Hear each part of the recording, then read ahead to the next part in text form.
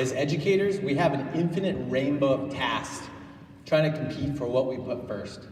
In fact, this list is limited and exhausting.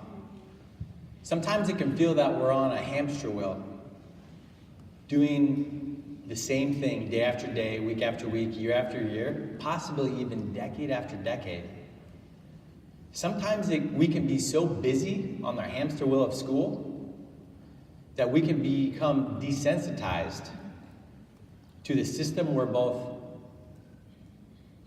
perpetuating,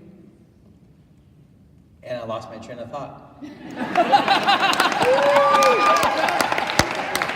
But who's examining the wheel? I have a solution. In 1989, Dr. Stephen Covey wrote The 7 Habits of Highly Effective People, and his habit 3 is put first thing first. We always have time for things we put first. He goes on to categorize how we spend our time in terms of importance and urgency. I like to apply that to education on a grid. In Quadrant 1, we have tasks that are both important and urgent. This is where we spend the majority of our lives as teachers, Quadrant 1. Our job is to manage and survive Quadrant 1. Then we're going to drop down into Quadrant 4, excuse me. These tasks are not important, but they're urgent. These are the interruptions. These are the interruptions, right? Our job here is to minimize our time here. Great procedures and policies for your classroom can help do that. Then we go over to Quadrant 3, a time suck.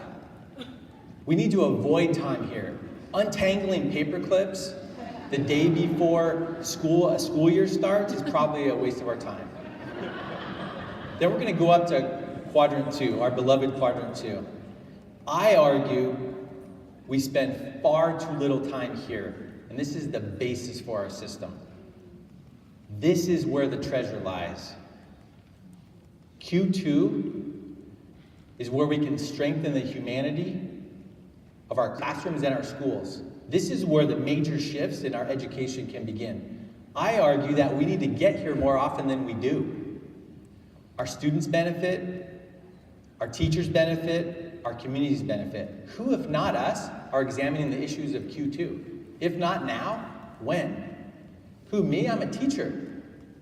We're all collectively responsible for our system. We don't have to wait for WASC to do that, to examine these issues.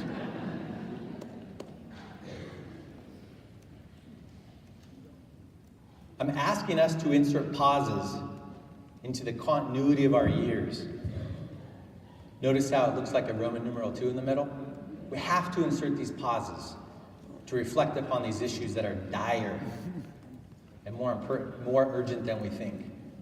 So I'm advocating that we schedule these pauses once a semester, once a unit, at the end of every school year, to identify and tackle these issues. I'm also asking that we start with the first step of human-centered design and begin with empathy. Let's start by observing the user. Let's start with the student. What might we learn by observing a student's day?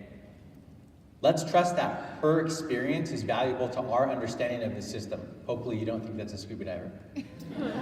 I'm asking us to shadow a student for a day.